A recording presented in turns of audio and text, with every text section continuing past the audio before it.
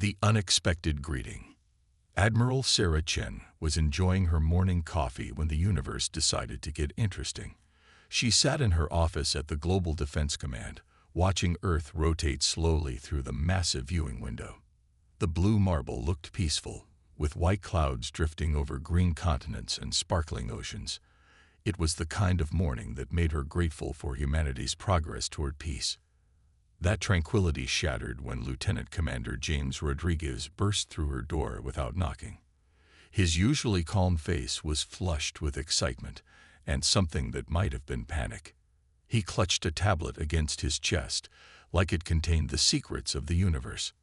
"Admiral," he gasped, trying to catch his breath. "We have a situation.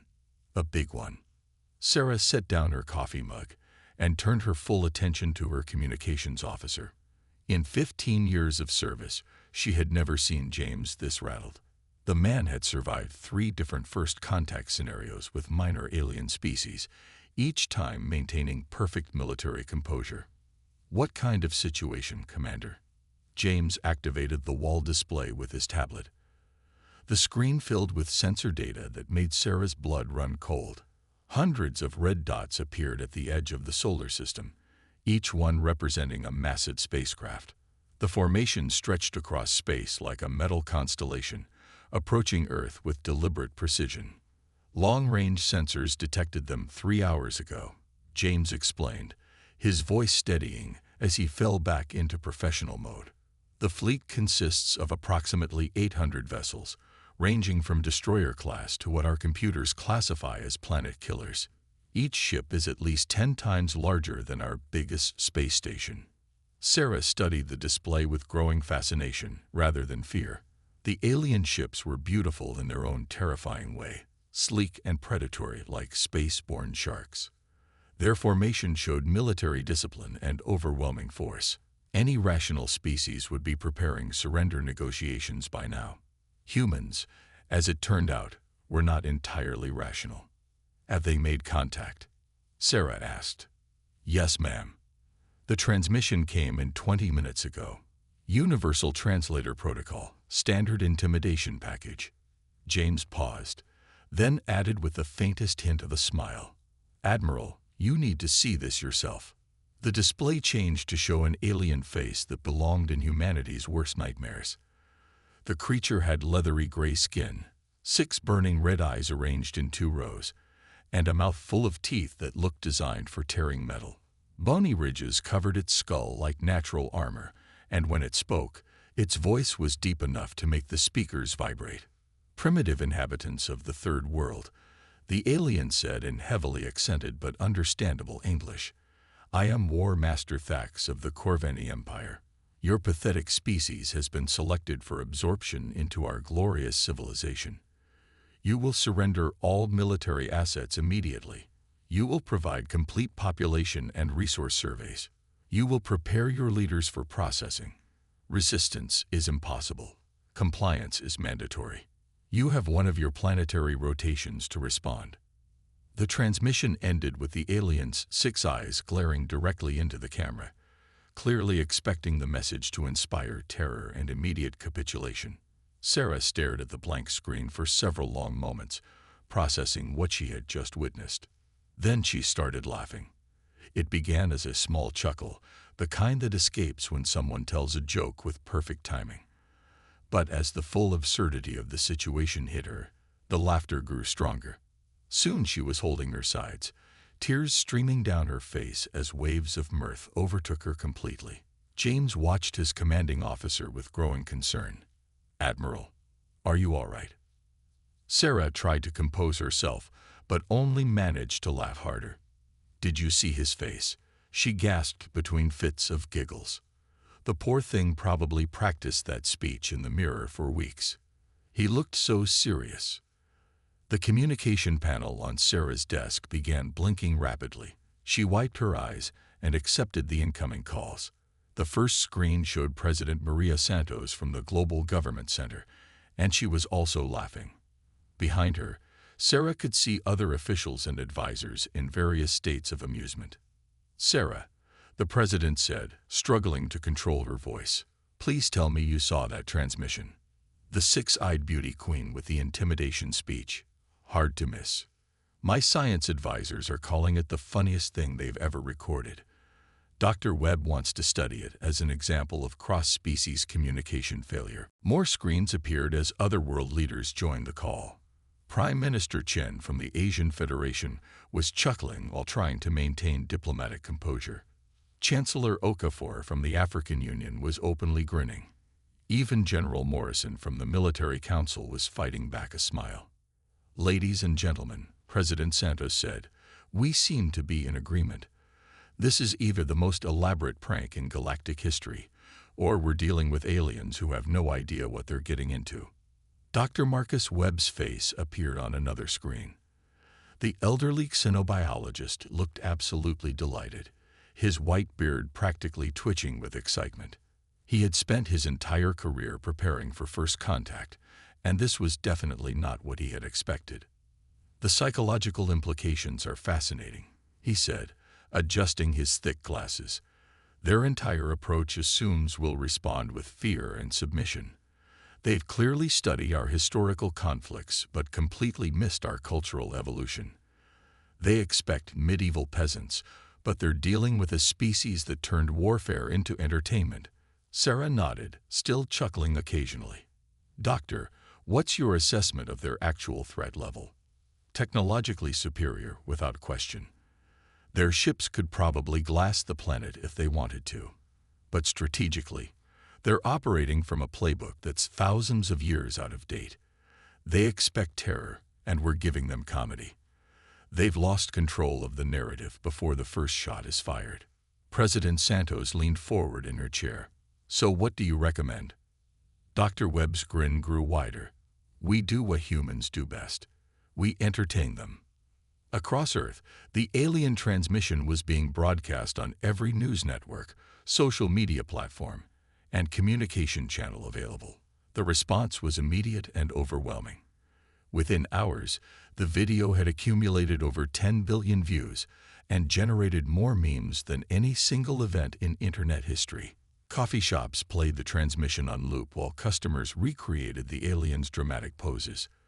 Late-night comedians had field days with the material. Children on playgrounds practiced their own intimidating speeches using War Master facts as inspiration. Social media exploded with hashtags like #6eyedsurrender and #galacticomedy. The reaction wasn't limited to Earth's civilian population. Military personnel at bases around the world were incorporating the aliens' dramatic delivery into their training exercises. Space stations reported crew members greeting each other with exaggerated War Master facts impressions. Even the most serious military commanders found themselves struggling to maintain composure when discussing the threat. Meanwhile, 800 light-years away, War Master Fax was experiencing his first taste of human psychology. His command ship's monitoring systems were detecting unprecedented electromagnetic activity from Earth. Every communication satellite was active, every broadcasting station was transmitting, and billions of electronic devices were generating patterns the Corvini computers couldn't interpret. War Master, his intelligence officer, reported nervously, "The humans are displaying behavior we have never encountered. Their electromagnetic signatures suggest massive population-wide agitation, but we're detecting no military mobilization, no evacuation procedures, and no surrender preparations." Thax studied the data streams with growing confusion. In 8 centuries of conquest, he had seen every possible response to Corvini intimidation. Some species immediately surrendered. Others fought desperately. A few tried to negotiate, but none had ever responded with what appeared to be celebration. "Are they preparing some form of resistance?" he demanded. "Unknown, War Master. Their communication patterns suggest they are sharing our intimidation broadcast repeatedly, but we cannot determine the purpose. Their military installations show no increased activity. Their space-capable vessels remain in standard orbits. It is as if they are completely unconcerned with our presence." Sub-Commander Vecta, Thax's chief strategist, leaned over the sensor displays with a worried expression. She had planned the conquest of over 40 worlds, and this was entirely outside her experience. War Master, I recommend we delay the invasion until we better understand their response. This behavior is unprecedented. Fax's 6 eyes blazed with indignation. Delay? The Corvani Empire does not delay conquest because primitives behave strangely. Perhaps their simple minds cannot comprehend the magnitude of our power. But even as he spoke, doubt crept into his voice. The sensor readings were unlike anything in the Corvani database. The humans were neither fleeing nor fighting. Instead, they seemed to be laughing. Back on Earth, Admiral Sarah Chen was coordinating humanity's response to the alien ultimatum. The Global Defense Command had been transformed into something resembling a television production studio. Camera crews were setting up equipment while technical specialists prepared the most sophisticated communication array ever assembled. Admiral, James reported from his expanded communication station, "We're receiving inquiries from every entertainment network on the planet. They all want to be involved in our response to the aliens." Sarah nodded, still occasionally chuckling as she remembered the War Master's dramatically serious expression. "Patch me through to the Corvani fleet." The main display activated, showing War Master Thax's imposing face once again. His 6 eyes widened slightly when he saw Sarah's friendly smile, instead of the terrified submission he had expected. "War Master Thax," Sarah said cheerfully, "this is Admiral Sarah Chen of Earth's Global Defense Command. We received your message, and I have to say, it was absolutely magnificent. The dramatic timing, the intimidating delivery, the special effects with your ships arranged in formation. Simply outstanding." Thax's expression shifted from confusion to suspicion. "Human, do you mock the might of the Corvani Empire?" "Mock? Oh no, War Master. We're impressed. In fact, we're so impressed that we've decided to throw you a party." The alien commander stared at the screen in complete bewilderment. In 8 centuries of conquest, no one had ever offered to throw him a party. A party. The biggest welcome celebration in galactic history. We've got entertainment, food, cultural exhibits, and performances planned. The whole planet's getting involved. It's going to be amazing. Sarah's smile grew wider as she watched the mighty War Master struggle to process this completely unexpected response. Behind her, she could hear Dr. Webb chuckling with delight at the unfolding cultural collision. "You see, War Master," Sarah continued, "we humans have a saying. When life gives you aliens, throw an alien party. We're very much looking forward to meeting you properly." The transmission ended with Sarah waving cheerfully at the camera, leaving War Master Thax staring at a blank screen and wondering what exactly his empire had gotten itself into. For the first time in 8 centuries of conquest, the mighty Corvani war machine had encountered something it was completely unprepared to handle: human hospitality backed by an unshakable sense of humor. The real show was about to begin. The greatest show in the galaxy. War Master Thax had conquered 47 worlds during his military career, but none of them had ever confused him quite like this small blue planet. He stood in his command chamber, surrounded by displays showing unprecedented activity across Earth's surface. The humans were doing something that no species in the galaxy had ever attempted when faced with Corvani intimidation. They were preparing what appeared to be the largest celebration in recorded history. "Sub-Commander Vecta," he called to his chief strategist, "explain to me again what our sensors are detecting." Vecta approached with a data tablet, her scaled features showing the same bewilderment that had been spreading through the Corvani fleet. "War Master, they have constructed over 12,000 temporary structures across their planet. Energy readings suggest massive holographic projectors, audio amplification systems, and what our computers classify as entertainment technology. Their entire population appears to be participating in coordinated activities." Entertainment technology. Thax's 6 eyes narrowed. "Are they preparing some form of psychological warfare?" "Unknown, sir. We have no frame of reference for this behavior. In our database of over 3,000 conquered species, none have ever responded to invasion with festivities. Intelligence Officer Krex stepped forward, his forearms gesturing at multiple displays simultaneously. War Master, we've intercepted billions of their communications. The translation matrices are having difficulty processing the content, but they appear to be sharing instructional videos for something called Alien Appreciation Dances and Recipes for Welcome to Earth Cookies. Fax stared at the displays in growing disbelief. Images of humans across their planet showed them engaged in activities that defied every military strategy he had ever studied. Children were painting pictures of his ships. Adults were practicing what appeared to be ceremonial greeting rituals. Entire cities were being decorated with colorful banners that seemed to welcome the Corveni fleet. War Master, Communications Officer Zell announced, "We're receiving another transmission from the human leader." "Put it through," Fax ordered, bracing himself for whatever new form of inexplicable human behavior was about to assault his understanding of military conquest. Admiral Sarah Chen appeared on the screen, but this time she was standing in what looked like a massive amphitheater. Behind her, thousands of humans were setting up stages, arranging seating, and coordinating with technical crews managing equipment that made the Corveni sensors register energy signatures they had never encountered before. "War Master Fax," Sarah said with the same cheerful enthusiasm that had baffled him during their first conversation. "I hope you're ready for the show of a lifetime. We got representatives from every nation, every culture, and every form of human expression preparing to welcome you properly." "Human Admiral," Fax interrupted, "I do not understand your behavior. We have come to conquer your world, not to participate in festivities." Sarah's smile widened. "Oh, we know exactly why you're here. That's what makes this so perfect."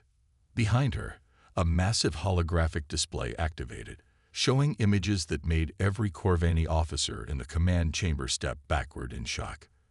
The humans had somehow generated a perfect three-dimensional representation of the Corveni fleet, complete with accurate ship designs, weapon configurations, and tactical formations.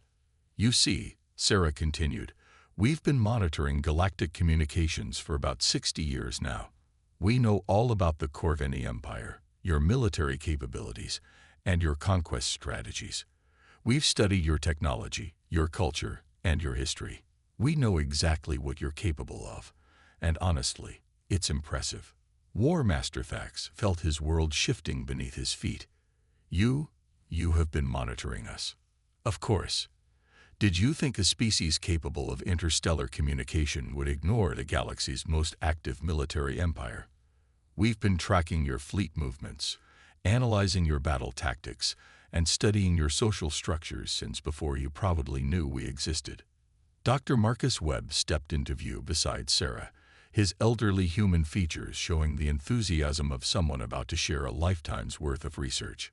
"War Master, may I say what an honor it is to finally meet you in person. Your species' approach to interstellar logistics is absolutely fascinating. The way you coordinate supply lines across such vast distances while maintaining fleet cohesion is remarkable." Fax stared at the elderly human with growing alarm. "You have been studying us." "Oh yes, extensively. Your military academies produce some of the finest strategic minds in the galaxy. Your technological innovations in faster-than-light travel are elegant solutions to complex physics problems. Your cultural unity across hundreds of conquered worlds represents a sociological achievement that we find quite inspiring." "Then why?" Fax demanded, his voice rising to a roar that made his own crew step back. "Are you not surrendering to our superior power?" Sarah and Dr. Webb exchanged glances before both of them started laughing again. The sound seemed to fill the command chamber, making every Corveni officer uncomfortable in ways they had never experienced before. "War Master," Sarah said, wiping tears from her eyes, "you're absolutely right. You could destroy our planet without breaking a sweat. Your technology is centuries ahead of ours. Your military experience spans thousands of years, while we've barely left our own solar system. In a straight fight, we wouldn't last 5 minutes." "Then surrender," Fax said, though his voice lacked its usual confidence. "But here's the thing," Dr. Webb added, his academic enthusiasm shining through. "We realized something interesting while studying your empire. You conquer through intimidation and superior force, which works perfectly against species that respond to fear. But humans, well, we stopped responding to intimidation around the time we figured out how to split atoms."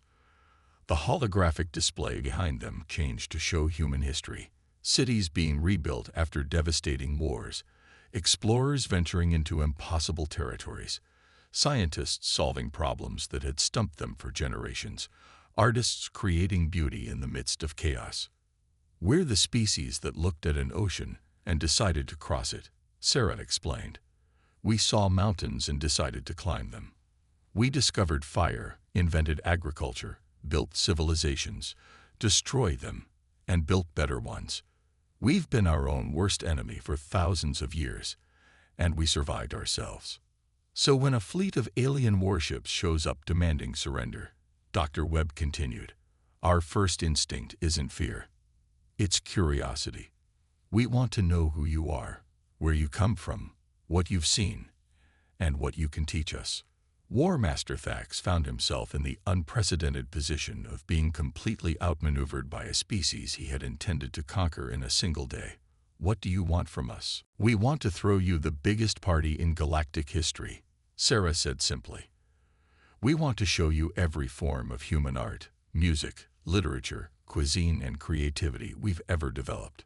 We want to learn about your culture, your technology, your history, and your achievements. We want to turn this first contact into the beginning of something amazing." The display changed again, showing preparation activities across Earth. Humans were creating art installations inspired by Corvini ship designs.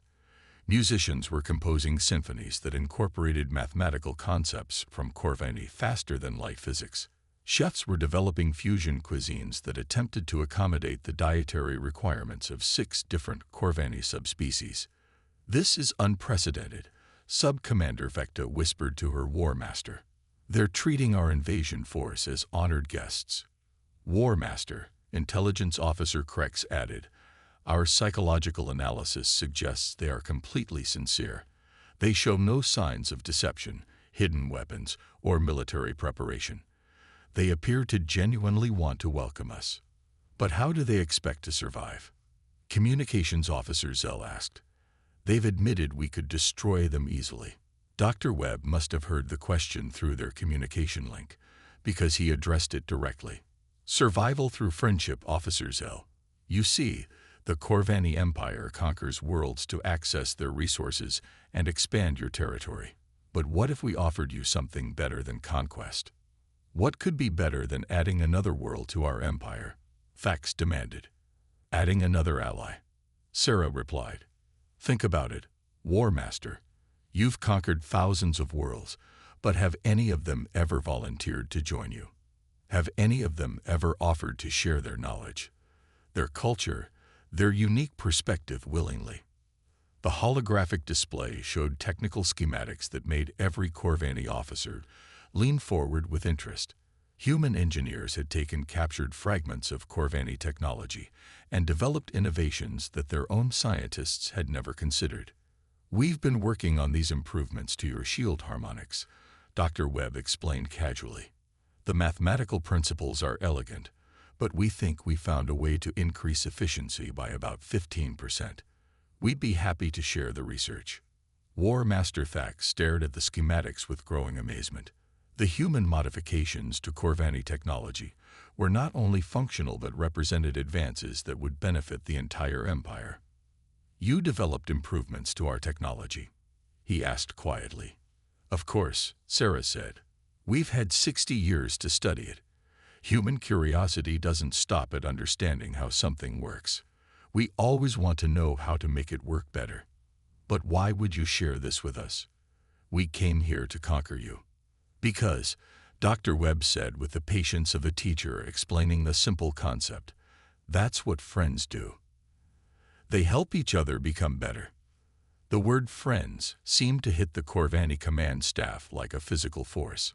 War Master Thax had conquered 47 worlds, fought in hundreds of battles, and commanded the loyalty of millions of soldiers. But no one had ever called him friend. War Master, Sub-Commander Vecta said quietly, perhaps we should consider their proposal. You're suggesting we abandon our conquest to attend a party. I'm suggesting, Vecta replied carefully, that we might gain more through friendship than we would through conquest. Sarah Chen's image smiled warmly from the display. War Master, your ultimatum gave us one planetary rotation to respond. We got about 6 hours left, and the opening ceremonies are scheduled to begin in 3. We've prepared cultural performances, technological demonstrations, and the largest feast in human history. We got representatives from every nation on Earth ready to meet you. And if we refuse? Sarah's expression grew serious for the first time since their communications began. Then you'll return to your empire having destroyed the one species in the galaxy that was genuinely excited to meet you. You'll add another conquered world to your list, but you'll never know what we might have accomplished together. War Master Thax looked around his command chamber at officers who had served with him for decades. These were warriors who had never shown doubt in the face of enemy fire, but now they were looking at him with something approaching hope. Sub-Commander Vecta, he said slowly, prepare a diplomatic shuttle. Select a small honor guard. We will attend this celebration. The human admiral's face lit up with delight. War Master, you've just made the best decision in galactic history. Trust me, you're going to love what we've prepared. 3 hours later, War Master Thax found himself standing in the largest amphitheater ever constructed by human hands. Over 2 million beings had gathered from across Earth, representing every culture, every nation, and every form of human achievement. The scale of the welcome celebration was beyond anything in his experience. But it wasn't the size that overwhelmed him. It was the genuine joy on every human face, the sincere enthusiasm in their voices, and the complete absence of fear in their behavior. They had turned his invasion into the galaxy's first interspecies cultural festival. The performances began with human children singing songs about friendship across the stars. They continued with technological demonstrations that showed collaborative improvements to both human and Corveni systems. Artists presented works inspired by the beauty of Corveni ship designs. Scientists shared research that could benefit both civilizations. As the celebration continued, War Master Thax realized something that would change the course of galactic history. The humans hadn't defeated his invasion through superior firepower or brilliant military strategy. They had defeated it through something far more powerful, the irresistible force of genuine friendship offered without condition or expectation. For the first time, in 8 centuries of conquest, the Corveni Empire had encountered a species that saw them not as conquerors to be feared, but as friends to be welcomed. And in that moment, War Master Thax understood why the humans had been laughing. They had turned the galaxy's most feared military empire into guests of honor at the greatest party in galactic history. And somehow, everyone was going to benefit from it. The age of conquest was over. The age of cooperation had begun. And it all started because humans found the idea of an alien invasion absolutely hilarious.